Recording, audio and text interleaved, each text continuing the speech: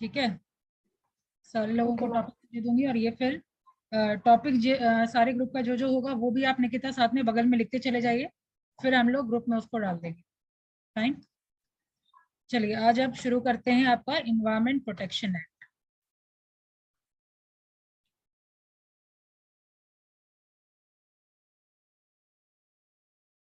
या wait a second, पहले मैं 2 मिनट के अंदर आप लोग को टॉपिक दे दूं। सिलेबस होगा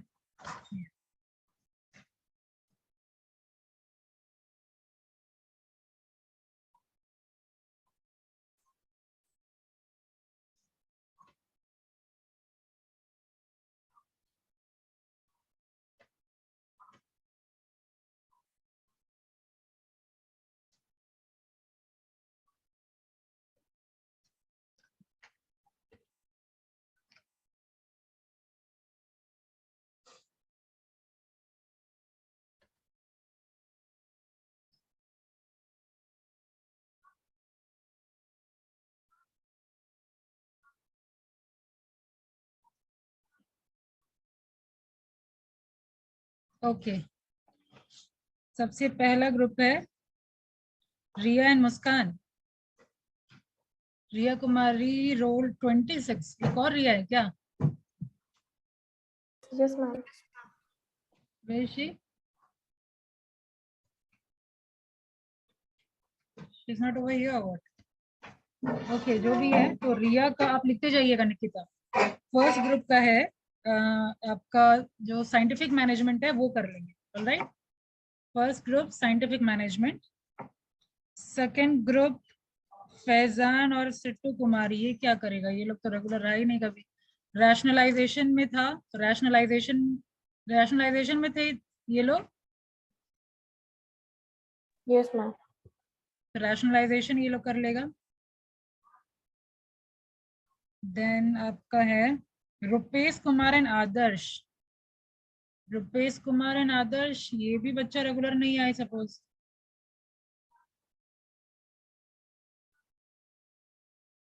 Rupesh Adarsh, you are there in the group?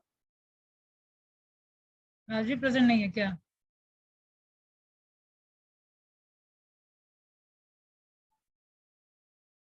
जो भी है तो इनका कॉम्बिनेशन पे प्रिपेयर कर लेंगे। ठीक है, नेक्स्ट है निकिता और रिया। निकिता और रिया आप लोग करेंगे सोल प्रोप्राइटरशिप एंड पार्टनरशिप। आप दोनों में पोटेंशियल है, दोनों टॉपिक करेंगे। ठीक है, दोनों जो रेगुलर बच्चे हैं और पार्टिसिपेटिव बच्चे हैं दोनों एक ही ग्रुप में आ गए हैं। निकिता जो मैं समझ रही हूँ वही ना? Nikita roll 30 CR। Yes, ma'am. Very good, बढ़िया ग्रुप बना लिया आप लोग तो 2 टॉपिक आप लोगों का रहा। इजी टॉपिक है सोल प्रोप्राइटर और पार्टनरशिप, हो जाएगा। Yes, ma'am. ऑल राइट, अब बच गए स्वांकित और उपहार। ये लोग भी रेगुलर ही रहते हैं तो ये लोग कर लेंगे ज्वाइंट स्टॉक कंपनी पे। Joint stock company. फिर बच गए सौम्या भी, बट रेगुलर तो नहीं है सौम्या, बट अच्छी स्टूडेंट है, वो भी आंसर देती है। तो आपके लिए टॉपिक होगा इंडस्ट्रियल रेगुलेशन, ये लोग कर लेंगे। ठीक है, फिर दीक्षा और श्रुति। दीक्षा श्रुति चेहरा याद नहीं आ रहा। Yes, ma'am. मैं अच्छा, आप भी रेगुलर हैं। और दीक्षा कौन क्लास में है क्लास में? तो why she is not responding? खैर अगर है तो अच्छा, दीक्षा दिख गई। तो आप लोग ये कर लीजिए, fundamental rights and directive principle, हो जाएगा दोनों। Yes, ma'am.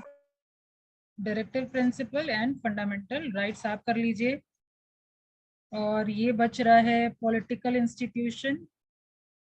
रुक जाइए, पॉलिटिकल इंस्टीट्यूशन तो खैर बहुत ही सिंपल है। आगे और कौन ग्रुप बचा? संजना प्रीति। संजना भी रेगुलर स्टूडेंट है तो संजना आप कर लेंगे कंज्यूमर प्रोटेक्शन एक्ट पे एंड CSR।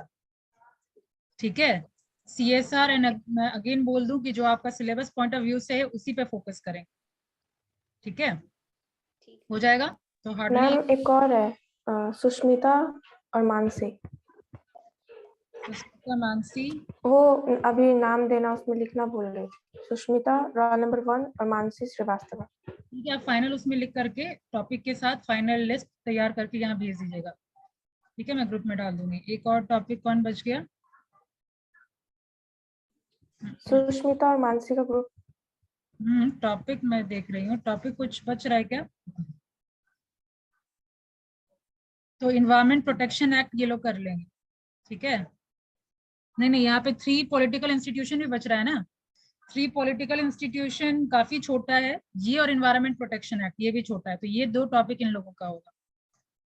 ऑलराइट, किधर गया 3 पॉलिटिकल? 9th ग्रुप जो है इसका होगा 3 पॉलिटिकल इंस्टीट्यूशन और इन्वायरमेंट प्रोटेक्शन एक्ट। ऑलराइट, ये 2 टॉपिक इनका छोटा छोटा टॉपिक है,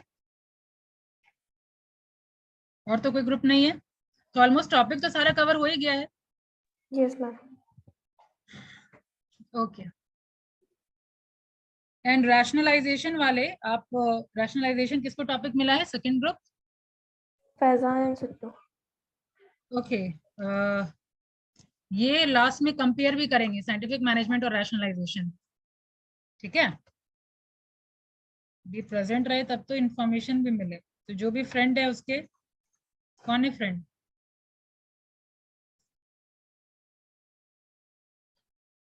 इन लोगों का कोई फ्रेंड भी नहीं है क्या? Yes ma'am. एंड इन लोगों का कोई नाम नहीं आया। सृष्टि,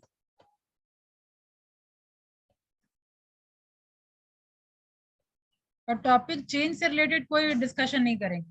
ठीक है, टॉपिक जिसको जो मिल गया है उसी पे प्रिपेयर करना है। होली का छुट्टी है 3 दिन, सफिशिएंट टाइम प्रिपेयर करने के लिए। ये टॉपिक नहीं दी है। फिर सनी कुमार, आपका भी नाम नहीं है कहीं, वाई? हाँ, मेरा भी नाम नहीं। Roll number 40। दे रहे हैं आप लोग। तो जो बच्चे 2-2 टॉपिक कर रहे हैं आप लोग करिए। मयंक, मयंक का नाम है यहाँ? No ma'am. सनी भी रेगुलर बच्चा है, ये सनी क्यों नहीं कर रहे हैं? पहले सनी आपसे सुनूं मैं। मैम हम और सिद्धांत है, नाम देते हैं। क्या? हम और सिद्धांत है मैम, सनी एंड सिद्धांत। तो नाम आप उधर क्यों नहीं दिए? आप और मैम सिद्धांत। उससे उसका नाम न कांटेक्ट लिए कोई नहीं मैम, जरिए जिससे कांटेक्ट करें बताएं। सनी एंड सिद्धांत जो भी है, किंतु परंतु नहीं होना चाहिए। फाइनल आप लोगों का टॉपिक जो इसका 2 टॉपिक कर रही है ये लोग, तो बेटर सोल प्रोप्राइटर आप लोग ले लीजिए, तो ये लोग सिर्फ करेगी। यानी ये बना Okay, 10th ग्रुप। ठीक, ठीक है निकिता, ये है 10th ग्रुप और इनका टॉपिक होगा यस सोल मैम। प्रोप्राइटर। अब आप लोग करेंगे सिर्फ पार्टनरशिप पे। ऑलराइट, और कौन बच रहा है? मैम मैं 14 मैम। मैम प्रीति, प्रीति और रोल 20 अंशिका, लेकिन मेरा उससे बात नहीं हुआ है अब तक, लेकिन वो करे लगे। ठीक है, तो 2 टॉपिक और किसको दिया है? फंडामेंटल राइट और डायरेक्टिव प्रिंसिपल। यानी 11 जो आप लोगों का है, आप लोग कर लीजिए फंडामेंटल राइट्स पे। यानी निकिता अपडेट करते जा रहे हैं ना? Yes ma'am. 7th ग्रुप का डीपी और एफआर दोनों था, तो 7th ग्रुप का आप फंडामेंटल राइट्स हटा दीजिए। 11 ये इन लोगों का हो जाएगा फंडामेंटल राइट्स। ठीक है, यस मैम। और कोई बच रहे हैं? जो लोग करेंगे उनका मार्किंग अच्छा होगा, जो लोग नहीं करेंगे उनका मार्किंग अच्छा नहीं होगा। निक्की, रोल 43। तो क्या वो अनम्यूट नहीं कर पा रहे हैं आप क्या निक्की? अरे रूपम भी है इस कैटेगरी में। रूपम, आपका भी कोई नाम नहीं आया है। चंदा, आपका भी कोई नाम नहीं आया है, वाई? मैम मनीष और रेवती बोल रहा है ग्रुप में ऐड। मनीष एंड रेवती, ये लोग क्या करेंगे?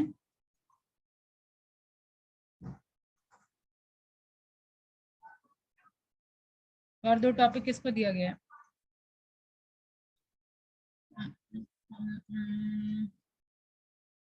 मैम संजना और प्रीति को कंज्यूमर प्रोटेक्शन एक्ट और CSR दिया गया।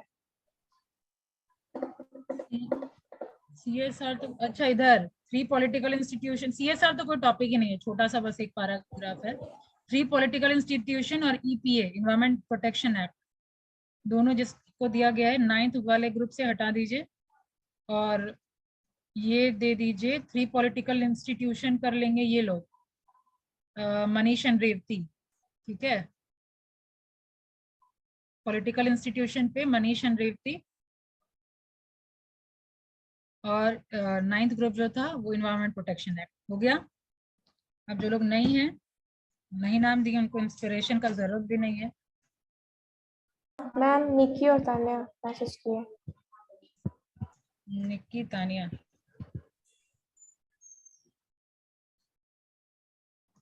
इनको क्या टॉपिक दो? टॉपिक सीरियसली नहीं बच रहा है क्या? मैम इकोनॉमिक सिस्टम भी तो है। अच्छा, कैपिटलिस्ट इकोनॉमी मिक्स इकोनॉमी वाला ना? हाँ हाँ। Yes ma'am. तान्या और निक्की कर लीजिए इकोनॉमिक सिस्टम पे। डन। जो है फाइनल अभी कर लीजिए क्योंकि होली का छुट्टी है, बाद में फिर कम टाइम मिलेगा आप लोगों को। फाइनल ग्रुप 13 ग्रुप बन गया है। एंड रिमेम्बर एक दिन में हेलो मैम मेरा भी ना मैम एक जैद छूट रहा, उनको ऐड कर ले क्या ग्रुप में? क्या? मैम मेरा भी कर दीजिए ना। जैद छूट रहा, जैद उनको ऐड कर लूं?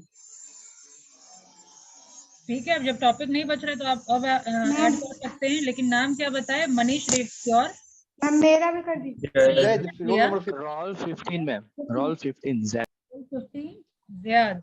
अच्छा जैद बोलते हैं, ठीक है। और कौन बच रही है? प्रिया। प्रिया आप किसके साथ जाएंगे?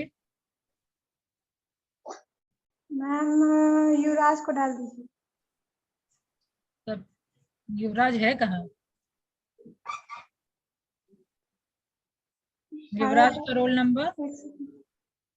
प्रिया। 33। तब सोच लीजिए सारा प्रेशर आप ही के ऊपर आ जाएगा। मैम कर अगर वो लेंगे। गलत प्रूव कर दे तो वो अलग बात है। प्रिया एंड युवराज, आपका क्या टॉपिक रहेगा? चलिए तब तो CSR हटाना पड़ेगा, अब तो कोई टॉपिक नहीं बचा।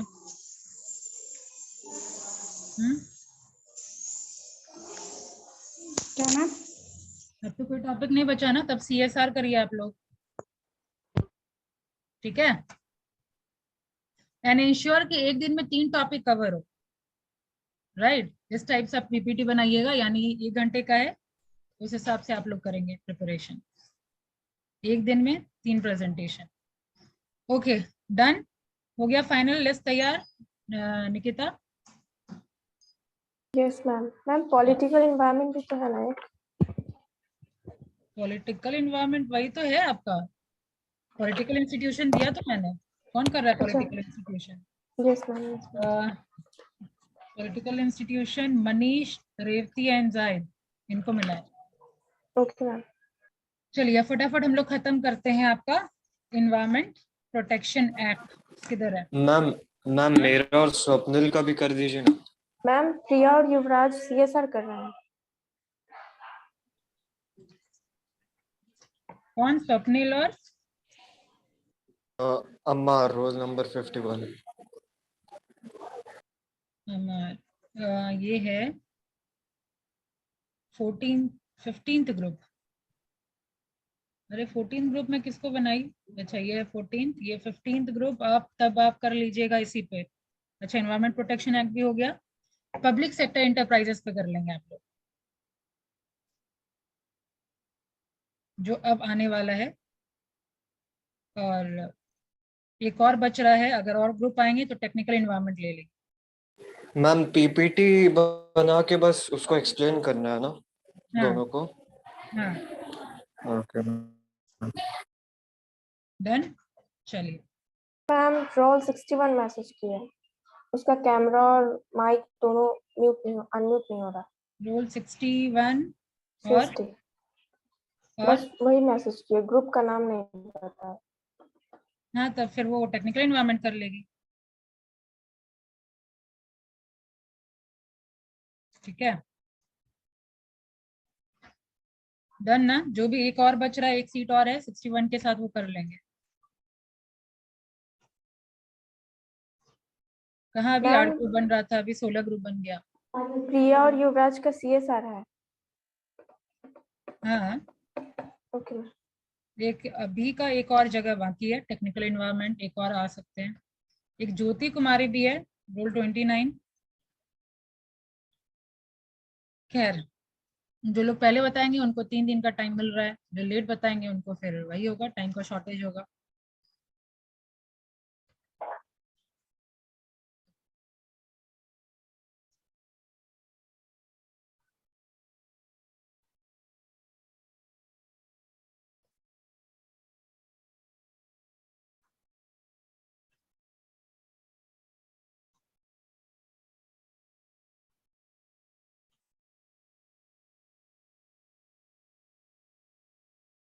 कैमरा क्यों ऑफ हो गया सबका?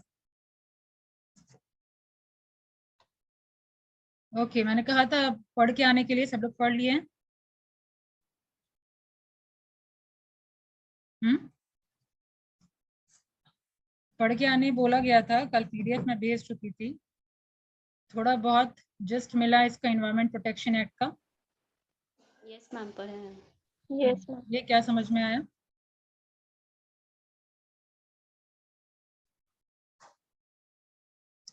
ओके फाइन, जो पढ़ लिए हैं तो उनको जल्दी समझ में आएगा। इट्स ओके, क्लास के बाद बता दीजिएगा संजना। ऑलराइट, एक्सप्रेशन देने का जरूरत नहीं है। देखिए, एनवायरमेंट प्रोटेक्शन एक्ट ईयर 1986, ये पता होना चाहिए। अभी इसको जरूरत क्यों पड़ी आने की, पहले ये समझिए। एनवायरमेंट प्रोटेक्शन एक्ट से पहले गवर्नमेंट का 2 और एक्ट था, एक था आपका वाटर एक्ट और एक एयर एक्ट। वाटर एक्ट आपका आया, लिखते चले जाएगा जो भी इंपॉर्टेंट पॉइंट है, क्योंकि ये आपके मॉड्यूल में मेंशन नहीं है। वाटर एक्ट आपका आया था 1974 में। वाटर एक्ट आपका आया था 1974 में, but it was a complete failure. ठीक है, इसका अगर आपको नमूना देखना है तो गंगा रिवर देख सकते हैं, अब तक क्लीन नहीं है। ठीक है, तो ये फेलियर था। उसके बाद फिर एयर एक्ट आया था 1981 में, वो भी फेलियर रहा है।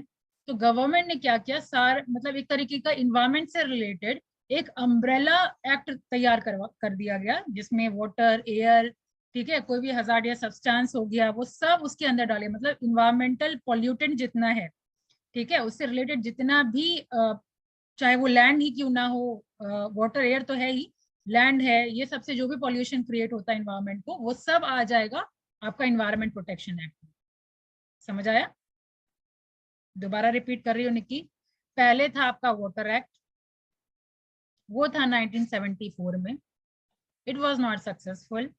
उसके बाद आया आपका एयर एक्ट, वो कब आया? 1981 में, that was also a complete failure. उसके बाद क्या हुआ आपका, 1986 में इन्वायरमेंट प्रोटेक्शन एक्ट आया।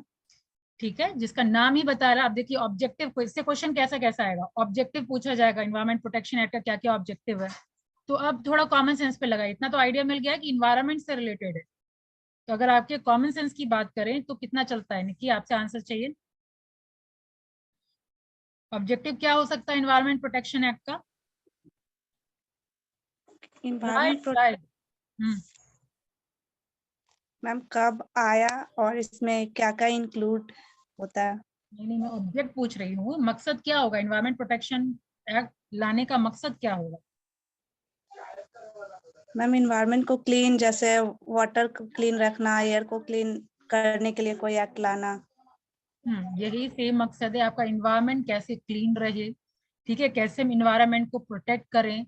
इसके अलावा जो भी हजार्डियस सब्सटेंस है उसको कैसे हैंडल करें। इसके अलावा आप जो इंडस्ट्री में डिस्चार्जेस एंड ऑल देखते हैं, इंडस्ट्री से डिस्चार्ज किया जाता है ना आपका वेस्ट मटेरियल, तो उसका एमिशन का क्या होगा क्राइटेरिया, ठीक है, वो सब स्टैंडर्ड सेट करना, एयर क्वालिटी सबका स्टैंडर्ड सेट करना, यही मेन मकसद होता है आपका इन्वायरमेंट प्रोटेक्शन एक्ट का। क्लियर चंदा? यस समझ मैम। आया? ये है मेन ऑब्जेक्टिव आपके इन्वायरमेंट प्रोटेक्शन एक्ट का। अब आपके मॉड्यूल में शुरुआत हो रहा है different important definition of environment protection act के अंदर अलग अलग डेफिनेशन दिया गया अलग अलग टर्म का। तो जैसे नाम ही बता रहा है, पहले तो इन्वायरमेंट प्रोटेक्शन एक्ट में पहले इन्वायरमेंट किसको कंसिडर कर रहे हैं इस लॉ में वो देखेंगे। तो environment include water, air and land and the interrelationship which exists among and between water, air and land and human being, other living creature, plant, microorganism and property। ठीक है, यानी ये सब आ जाएगा इन्वायरमेंट में, water, air, land, human being, even living creature, plant, micro organism and property. ठीक है, ये सब मिलाकर के इन्वायरमेंट कंस्टिट्यूट करता है। क्रिएट इट्स ओके ना, समझ आ गया इन्वायरमेंट? Yes ma'am. ठीक है, सब कुछ आपका अपने आसपास वातावरण में जो भी हम देखते हैं वो सब आ गया।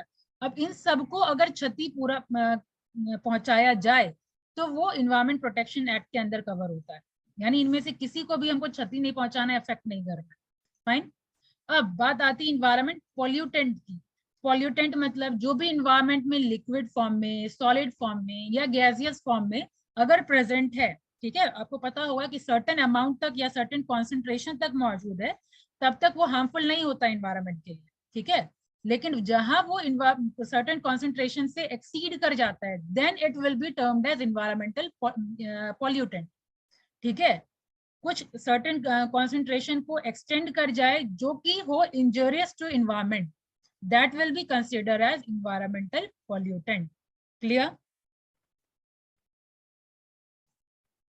क्लियर यामिनी? Yes ma'am.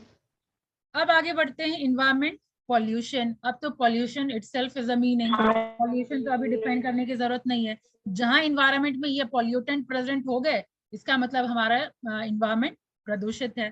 ठीक है, this will come under environmental pollution. ठीक है, the presence in the environment of any environmental pollutant will term as environmental pollution.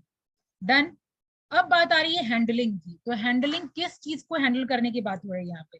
Relation to any substance means the manufacture, processing, treatment, package, storage, transportation, use, collection, destruction, conversion, offering of sale, transfer और the like of such substance. इन सबको handle करने की बात हो रही है। Obviously सारा याद रखना पॉसिबल नहीं है, लेकिन आप रीड आउट कर लीजिए, 3-4 भी अगर याद रहे बाद में एक्सेट्रा डाल सकते हैं आप, ETC। ठीक है, किसी भी चीज को हैंडल करना, किस चीज को हैंडल करना, चाहे कोई सब्सटेंस हो, चाहे वो मैन्युफैक्चरिंग का कोई काम हो, ठीक है, प्रोसेसिंग, ट्रीटमेंट करना हो, पैकेजिंग हो, इन सब को प्रॉपर वे में आपको हैंडल करना है ताकि आप इन्वायरमेंट को कोई नुकसान ना पहुंचाएं। ठीक है, हजार्डियस सब्सटेंस से क्या मतलब है? कोई भी सब्सटेंस या preparation by reason of its chemical और साइकोकेमिकल प्रॉपर्टी और handling is liable to cause harm to human being. ठीक है, हजार्डियस सब्सटेंस से हम क्या समझते हैं? कोई भी ऐसा सब्सटेंस, कोई भी ऐसा केमिकल प्रॉपर्टी या फिजियोकेमिकल प्रॉपर्टी जो हमारे इन्वायरमेंट को, इन्वायरमेंट में अगेन वही वाटर, एयर या ह्यूमन बीइंग, माइक्रो ऑर्गेनिज्म, किसी या प्रॉपर्टी। ठीक है, प्रॉपर्टी भी अगेन इसमें मेंशन्ड है। ठीक है, प्रॉपर्टी से कहने का क्या मतलब है? जैसे आपका एसिड रेन से Taj Mahal was very much in news. Acid rain से ताजमहल का जो साइन है वो बहुत डिटोरिएट कर रहा था। ठीक है, तो उसके मॉन्यूमेंट को भी प्रोटेक्ट करने, हिस्टोरिकल मॉन्यूमेंट भी जितना है उसके भी प्रोटेक्शन के लिए environment protection act certain rules and regulation बनाए गए। ठीक है, तो यहाँ पे प्रॉपर्टी मतलब क्या है? आपका जितना मॉन्यूमेंट है, हिस्टोरिकल मॉन्यूमेंट है, उसको प्रिवेंट करने की बात हो रही है। तो सेम वे हजार्डियस सब्सटेंस से क्या है? कोई भी ऐसा सब्सटेंस जो हमारे इन्वायरमेंट को नुकसान पहुंचाए, हार्मफुल हो, will come under hazardous substance. ठीक है, यहाँ तक क्लियर? यस। अब आइए इंपॉर्टेंट डेफिनेशन में ऑक्यूपायर की बात हो रही है। ऑक्यूपायर मतलब जिसके हाथ में कंट्रोल हो। Occupier means what? जो पर्टिकुलर एरिया जिसके हाथ में कंट्रोल हो, चाहे वो फैक्ट्री प्रीमिसेस हो, ठीक है, या कोई और प्रीमिसेस हो, और पोजेशन जिस ओनर के हाथ में है उसको हम ऑक्यूपायर कहेंगे। ठीक है, in relation to any factory और premises means a person who has control over the affair of the factory or the premises and include in relation to any substance the person in possession of the substance. ठीक है, ये है occupier.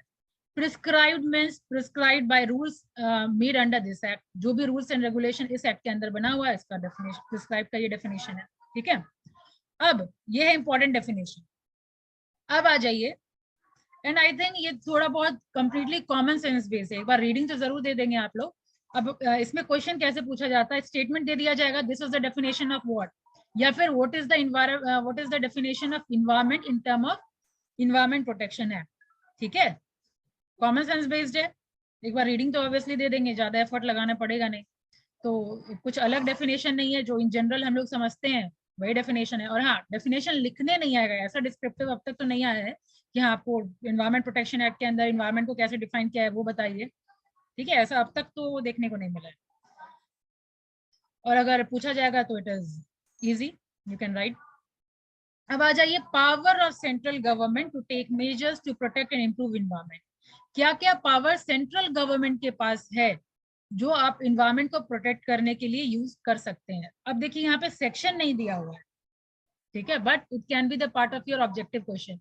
ये mention again, write down, ये section 3 में आपका mention रहेगा, और ये जो 1 2 देख रहे हैं ना, ये सेक्शन 3 का क्लाउज 1 है, क्लाउज 2 है, क्लाउज 3 है। इतना जो पार्ट देख रहे हैं आप सेकेंड पॉइंट का, ये इतना सारा पॉइंट क्लाउज 2 का है, और ये क्लाउज 3, यानी सेक्शन 3 में आपका 3 सेक्शन दिया हुआ है, 3 क्लाउजेस दिया हुआ है। फाइन, डन यहाँ तक? सेक्शन 3 लिख लिए? Yes, ma'am. अब देखिए यहाँ पे क्या है, नंबर 1 पॉइंट यहाँ पे है, सेंट्रल गवर्नमेंट के पास shall have the power to take all such measures as it deems necessary or expedient for the purpose of protecting and improving the quality of environment and preventing, controlling and abating environmental pollution। क्या मतलब है इसका? Central government को वो सारा power दिया गया है जो कि वो यूज करे, चाहे वो प्रोटेक्ट, 3 टर्म है यहाँ पे, प्रिवेंट, कंट्रोलिंग एंड अबेटिंग। ठीक है, इन्वायरमेंटल पॉल्यूशन को प्रिवेंट करने के लिए, कंट्रोल करने के लिए, अबैटिंग करने, what do you mean by abating? Removing of any nuisance, removing of anything या फिनिशिंग समथिंग, ये सब चीज को करने के लिए अगर आप मतलब जो पावर दिया गया है वो सेंट्रल गवर्नमेंट के हाथ में है। किस में दिया हुआ है? Section 3 subsection, sorry section 3 clause 1। Fine, तो यहाँ पे 3 word is important, preventing, controlling and abating. Okay, central government can take any measures to protect, to prevent, to control and abate environmental loss या environmental pollution। डन, आगे बढ़े? Yes ma'am. चलिए अब आइए second point की तरफ, यानी clause 2 आपका सेक्शन 3 का क्लाउज 2 क्या बोल रहा है? In particular and without prejudice to the generality of the provision of subsection 1, such measure may include measure with respect to all or any of the following matter। यानी ये सारे major, ऊपर हम लोग बात की है ना कि गवर्नमेंट मेजर्स ले सकती है, अब क्लाउज 2 आपका बात कर रहा है कि क्या क्या मेजर ले सकती है। ठीक है, तो क्या क्या मेजर लेने में, सबसे पहला है coordination of action by state government officer and other authority, यानी सबसे पहले सारे अथॉरिटी से वो कोऑर्डिनेशन सीख कर सकती है, चाहे वो स्टेट गवर्नमेंट हो, ऑफिसर हो या अदर अथॉरिटी हो। ठीक है, अंडर दिस एक्ट और the rule made thereunder any other law for time being in force which is relatable to the object of this act. ठीक है, ये सारे एक्ट में जो भी मेंशन्ड है उसके लिए ये कोऑर्डिनेशन सीख कर सकती है, कौन? सेंट्रल गवर्नमेंट, चाहे वो स्टेट गवर्नमेंट के साथ कोऑर्डिनेशन हो, ऑफिसर्स के साथ हो, अदर अथॉरिटी के साथ हो। क्लियर? अब आइए सेकेंड पॉइंट पे, प्लानिंग। इसके बाद भी कोई क्लास है क्या आप लोगों का? Yes ma'am. तुरंत बाद है, अच्छा कोई बात नहीं। देखिए यहाँ पे पढ़ा प्लानिंग, दीजिएगा, आप पढ़ा दीजिएगा, पूरा कंप्लीट कर दीजिए मैम आज। 3 चैप्टर, अच्छा मैं देखती हूँ, टाइम पे खत्म करने की कोशिश करूंगा, टाइम है ना अपने पास, अभी है टाइम। ध्यान दीजिए, अब सेकंड पॉइंट हो रहा है, नेशन वाइड प्रोग्राम भी वो ऑर्गेनाइज कर सकती है, प्लान कर सकती है, एग्जीक्यूट कर सकती है। क्या? Nationwide programme. याद रखने के लिए पूरा सेंटेंस नहीं लिखिएगा। पहला पॉइंट कीवर्ड, मैंने जैसे बताया चैप्टर 1 से आप लोगों को याद रखने का तरीका सेम वे यहाँ भी इंप्लीमेंट करेंगे। पावर्स ऑफ सेंट्रल गवर्नमेंट, पहले में सिर्फ मेजर्स लिखेंगे कीवर्ड, और वो जो 3 वर्ड मैंने आपको बताया, या मेजर्स में आई थिंक वो 3 वर्ड भी आप लोग लिख लेंगे। यस और नो? अपने दिमाग की कैपेसिटी के अकॉर्डिंग कीवर्ड बनाइएगा। अगर याद रखने की कैपेसिटी है तो जस्ट राइट डाउन मेजर्स, आपको याद आ जाएगा। अब पॉइंट नंबर सेकंड में कोऑर्डिनेशन, दैट्स इट, ठीक है। उसके बाद थर्ड पॉइंट में नेशन वाइड प्रोग्राम की बात हो रही है। नेशन वाइड प्रोग्राम को एग्जीक्यूट करना या प्लान करना किस चीज के लिए, अगेन वही 3 word, prevention, control and abetting of environment protection, ठीक है। जैसे इसमें एग्जांपल क्या दे सकती हूँ, वो जल हरियाली, कौन सा था मैम वो हरियाली वाला जो यहाँ भी हुआ था, हाँ, जल जीवन हरियाली जो प्रोग्राम आप देख रहे हैं, ये सब भी अगेन नेशन वाइड प्रोग्राम है, ठीक है। इन सब मतलब गवर्नमेंट करवा सकती है, ये भी उनको हक दिया गया है इस एक्ट के अंदर। Laying down standard for the quality of environment in various aspect, यानी जो क्वालिटी ऑफ इन्वायरमेंट है उसका क्या स्टैंडर्ड होना चाहिए। आपको पता होगा एक सर्टेन ट्रिब्यूनल है जो आपका देखती है कि इस रेशियो से ऊपर अगर एयर बढ़ गया मतलब इन्वायरमेंट इज पॉल्यूटेड, है ना। इतना क्वालिटी होना चाहिए एयर का, इससे ज्यादा ऊपर चला गया तो इसका मतलब इन्वायरमेंट इज पॉल्यूटेड या air is polluted. Ma'am air quality index बोल रही हैं क्या? हाँ, एयर क्वालिटी इंडेक्स, सही समझे हैं सर, ठीक है। ये आपका दिल्ली में जनरली आप सुनते होंगे, एयर क्वालिटी इंडेक्स में जनरली सबसे ऊपर नाम मोस्ट पॉल्यूटेड सिटी में दिल्ली का ही नाम आता है। यस मैम, मैक्सिमम दिवाली के टाइम। हाँ, दिवाली के टाइम पूरा इन्वायरमेंट एकदम पूरा धुंधला दिखता है, आपके अगल बगल खड़े रहेंगे या कुछ किलोमीटर 1 किलोमीटर के रेडियस में आपको कुछ दिखाई नहीं देगा, ठीक है। तो जनरली अभी का क्या है वो तो चेक कर लीजिएगा आप लोग, लेकिन ये जनरली दिल्ली ही आता है नंबर 1 पोजीशन पे मोस्ट पॉल्यूटेड सिटी में। चलिए आगे बढ़ते हैं। लेइंग स्टैंडर्ड ऑफ एमिशन और discharge of environment pollutant from various sources whatsoever, यानी इंडस्ट्री जो डिस्चार्ज करेगी, ऑब्वियसली डिस्चार्ज करना तो है, लेकिन जो एमिशन या डिस्चार्ज करेगी वो उसका भी स्टैंडर्ड है कि इस स्टैंडर्ड से ज्यादा आप एमिशन नहीं कर सकते, ठीक है। इसके अलावा बात हो रही है restriction of the area in which any industry, ये तो आप वहां भी देखे थे इंडस्ट्रियल पॉलिसी वाले चैप्टर में कि इंडस्ट्री को कितने एरिया में सेटल करना चाहिए, ठीक है। तो ये हो गया आपका restriction of area in which any industry operation और processes or class of industry operation or processes shall not be carried out or shall be carried out subject to certain safeguard। मतलब समझ में आया कि किस एरिया में हम industry set करेंगे, वो रिस्ट्रिक्शन। नेक्स्ट है आपका laying down procedure and safeguard for the prevention of accident which may cause environmental pollution and remedial measure for such accident, ठीक है। ये प्रिवेंशन का कोई एक्सीडेंट ना हो इसके लिए certain procedure certain safeguard lay down करना, ठीक है। नेक्स्ट है हजार्डियस सब्सटेंस को हैंडल करने का प्रोसीजर, ठीक है। यानी हजार्डियस सब्सटेंस को हैंडल करेंगे तो उसके लिए बोला जाता है ना ग्लव्स पहनिए या फिर इस अपरेटस में आप उसको मिलाइए, जो भी कॉम्बिनेशन करना है, तो ये सब क्या है, ये सब पर्टिकुलर प्रोसीजर है। नेक्स्ट है examination of such manufacturing process material and substance as are likely to cause environmental pollution, ठीक है। वो सारा मैन्युफैक्चरिंग प्रोसेस को मटेरियल को एग्जामिन करना, ये भी हक है सेंट्रल गवर्नमेंट के पास, ये भी पावर दिया गया। ये सब ध्यान रखिए, हम क्लाउज 2 में ही पढ़ रहे हैं क्या क्या मेजर ले सकती है, क्लाउज 2 ही चल रहा है अभी। फिर carrying out and sponsoring investigation and research relating to problem of environmental pollution, environmental pollution से रिगार्डिंग कोई भी इन्वेस्टिगेशन या रिसर्च करने का हक, कोई भी प्लांट और प्रीमिसेस को इंस्पेक्ट करने का हक, ठीक है। फिर एस्टैब्लिशमेंट और रिकॉग्निशन ऑफ इन्वायरमेंटल लेबोरेटरी, यानी कौन से लेबोरेटरी में होना चाहिए वो एस्टैब्लिश करने का पावर सेंट्रल गवर्नमेंट के पास है। फिर कोई भी इंफॉर्मेशन वो कलेक्ट कर सकती है, इन्फॉर्म कर सकती है, ठीक है, relating to environmental pollution. Fine. उसके बाद प्रिपरेशन ऑफ मैनुअल कोड और guides relating to prevention control and abatement of environmental pollution, कोई भी मैनुअल कोड यानी कोई भी रूल्स एंड रेगुलेशन बाद में भी वो ऐड ऑन कर सकती है सेंट्रल गवर्नमेंट, ठीक है। एंड लास्ट में है आपका such other matters as central government deem necessary for the purpose of securing effective implementation of the provision of the act, यानी ये सारा होने के बावजूद और भी अगर कोई एक्शन या नेसेसरी स्टेप अगर उठाना चाहे बस इन्वायरमेंट को प्रोटेक्ट करने के लिए, मतलब मेकिंग इंश्योर ये किसी और के हेल्थ पे हजार्डियस ना हो, हार्मफुल ना हो, तो वो सेंट्रल गवर्नमेंट के पास ये पावर है, ठीक है, समझ आ गया।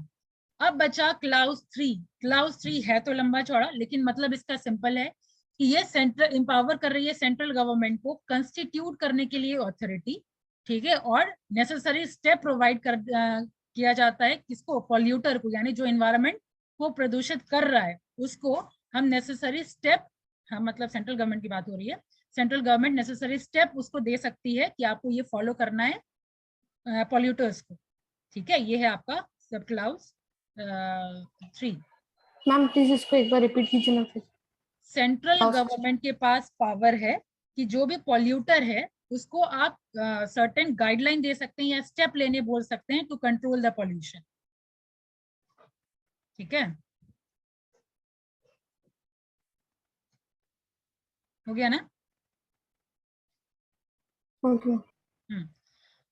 अब नेक्स्ट है आपका रूल्स टू रेगुलेट, ये है आपका लास्ट पैराग्राफ। रूल्स अगेन देखिए ये कौन से सेक्शन में दिया गया है, rules to regulate environmental pollution, ये भी अगेन दिया नहीं है आपके मॉड्यूल में, ये सेक्शन 6 का पार्ट है, ये rules to regulate environmental pollution. तो सारा देखिए जो भी मैंने आपको ऑब्जेक्टिव में बताया है वो सारा यहाँ रिपीटेशन है। यहाँ देखिए द सेंट्रल गवर्नमेंट में by notification in the official gazette may make rules in respect of all or any of the matter referred to in section 3, यानी अभी सेक्शन 3 में जितना रूल्स एंड रेगुलेशन पढ़े उसमें कुछ भी सर्टेन रूल्स एंड रेगुलेशन वो ला सकती है या मॉडिफाई कर सकती है, लेकिन बशर्ते उनको नोटिफाई करना होगा ऑफिशियल गजेट में, ठीक है। और बाकी ऑब्जेक्टिव में मैंने जो बताया आपको वो सारा यहाँ पे लिखा है, वही देखिए standard of quality of air water, ठीक है, maximum allowable limit of concentration of various environmental pollutant, फिर the procedure and safeguard for handling hazardous substance, prohibition and restriction on handling hazardous substance, यही था आपका पूरा environment protection act. Prohibition restriction on the location of industry, procedure and safeguard for the prevention of accident which may cause environmental pollution, ठीक है। इतना ही छोटा chapter है आपका एनवायरमेंट पोल्यूशन का, एनवायरमेंटल प्रोटेक्शन एक्ट का। क्लियर यहाँ तक?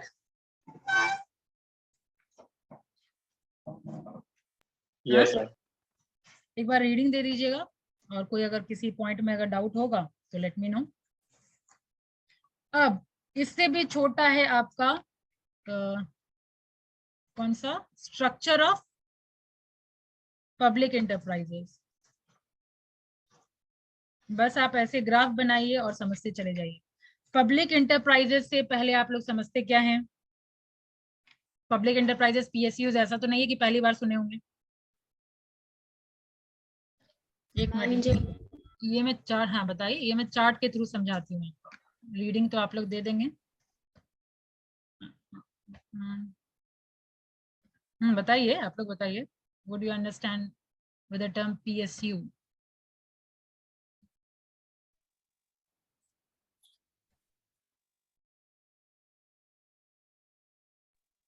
जो गवर्नमेंट के द्वारा मैनेज किया जाए।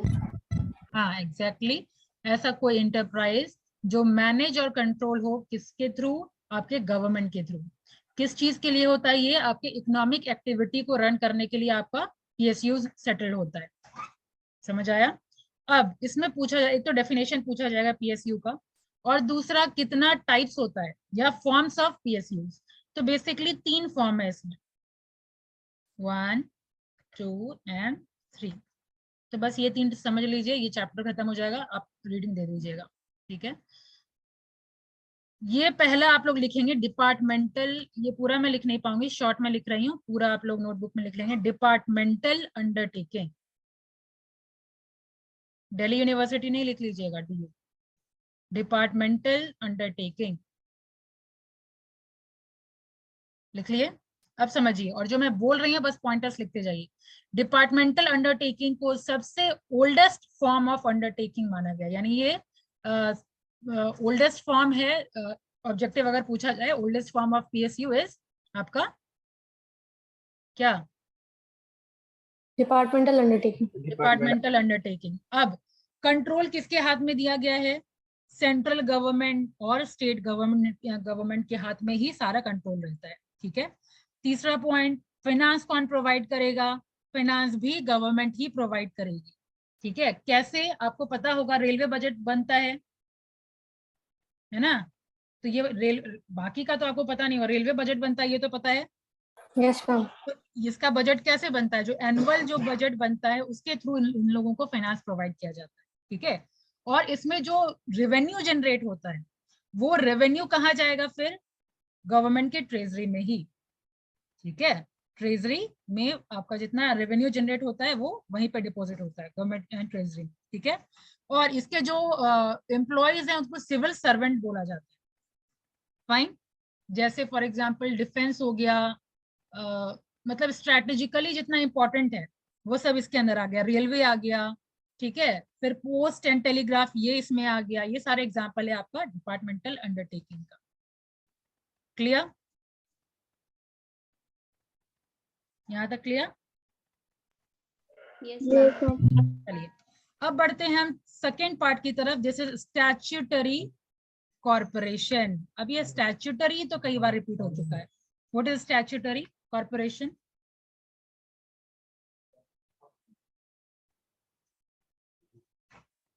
मैम जो लीगली पार्लियामेंट से पास हो। एग्जैक्टली हम लोग फर्स्ट वो इंडस्ट्रियल पॉलिसी वाला जो चैप्टर है उसी टाइम एक्सप्लेन कर दिए थे कि हाँ स्टैट्यूटरी कॉर्पोरेशन किसको कहते हैं।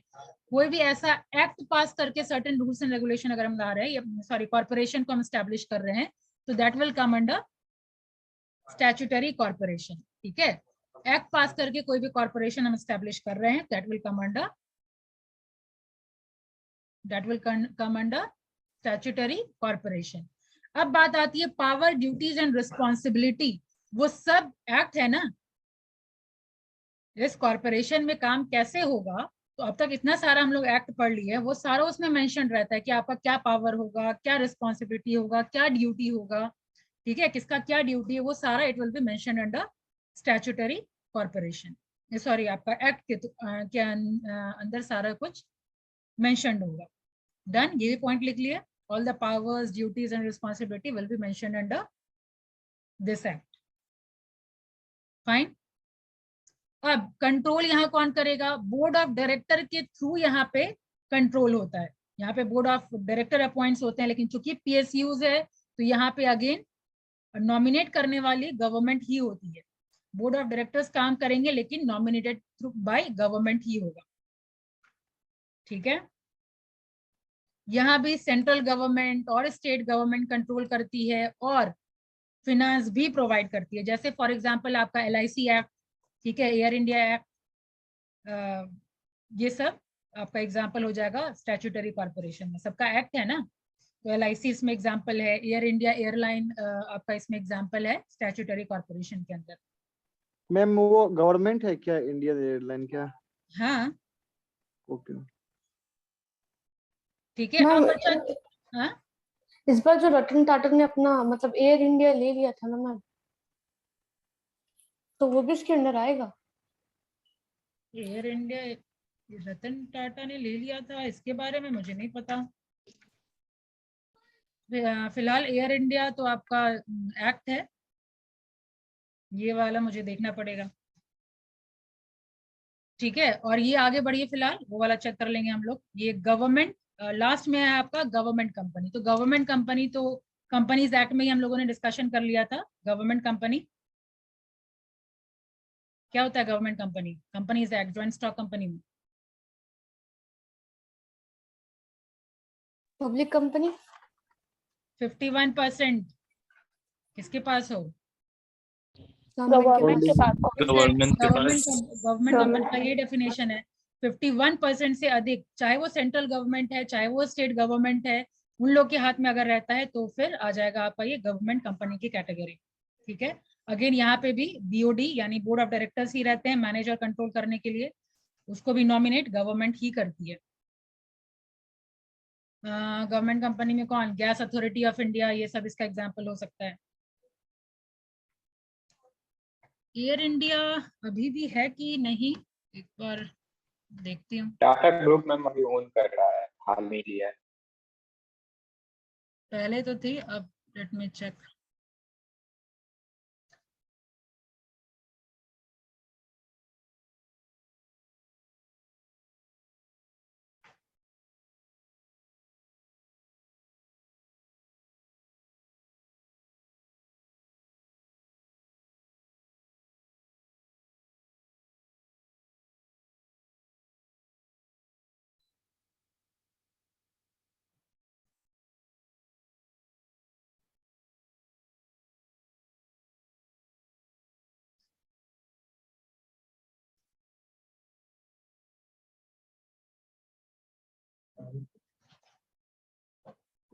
टाटा सन ले लिए आफ्टर लिमिटेड। अच्छा 2 महीना पहले ये हुआ है,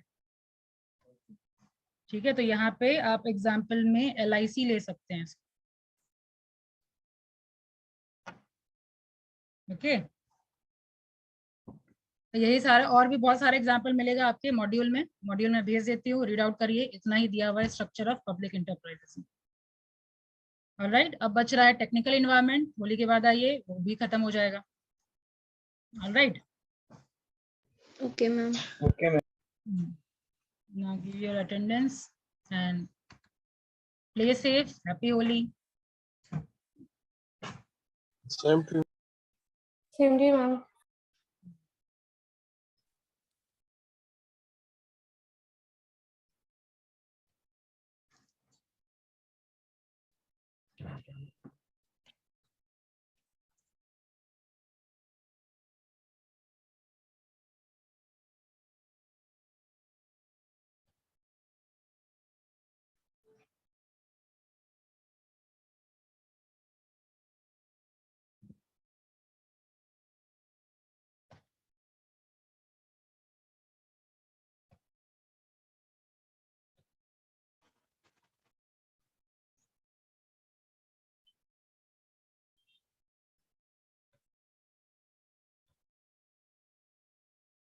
Today is 17th.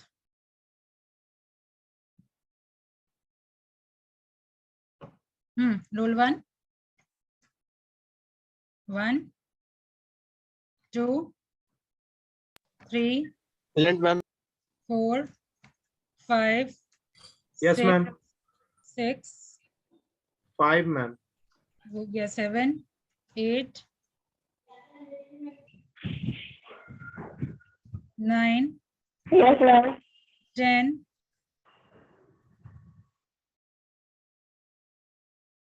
11, Yes, ma'am. 11. 12, Yes, ma'am. 12. 13, 14. Ma'am, 12 Yes, present. ma'am. Yes, ma'am. Present. सलोनी 14 तो है, सलोनी नहीं है। 15 तो है, 16 Ma'am, 15 is. है, 17 प्रीति, Yes, 18, 19, 19, ma'am. 20, Yes, ma'am. 20. 21, 22, 23, 24, 25, 26, 27, 28, 29, Yes, ma'am. Yes, ma'am. 29. Ma'am, 27.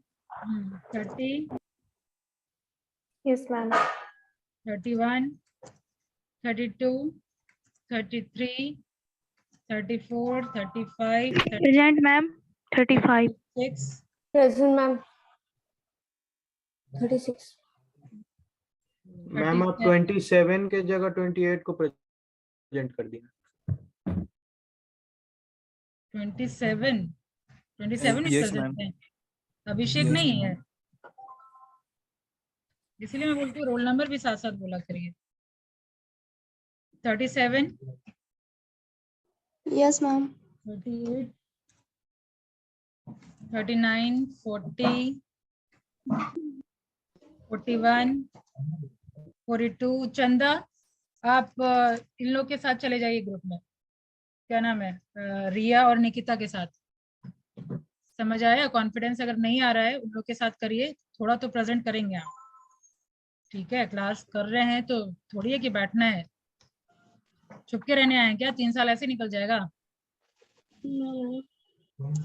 तो निकिता आप इसका भी नाम लिख लीजिए एंड इंश्योर कि ये इसका प्रेजेंटेशन अच्छा हो। Yes, ma'am. 42, 43, Yes, ma'am. 43. 44, Yes, ma'am. 44. 45,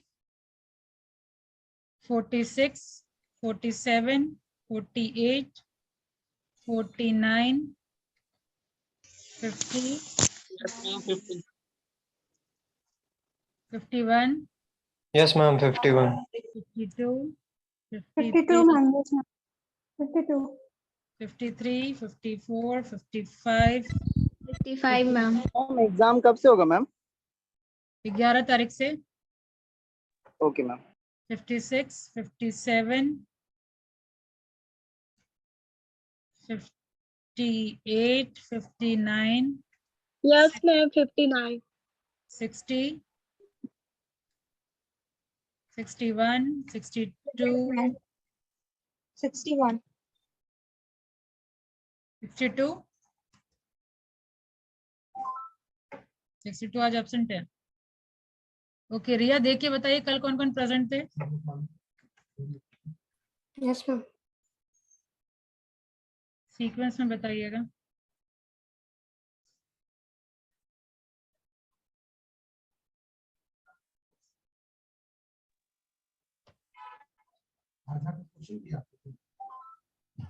Ma'am, roll number 1, ठीक है, roll number 5, alright, roll number 9, okay roll number 12, okay 15, ma'am 11 भी प्रोजेक्ट था मैम कल, अमित है। ओके 20,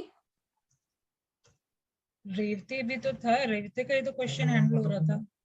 मैम और सीक्वेंस वाइज नहीं था इसलिए, मतलब सीक्वेंस वाइज नहीं है ना।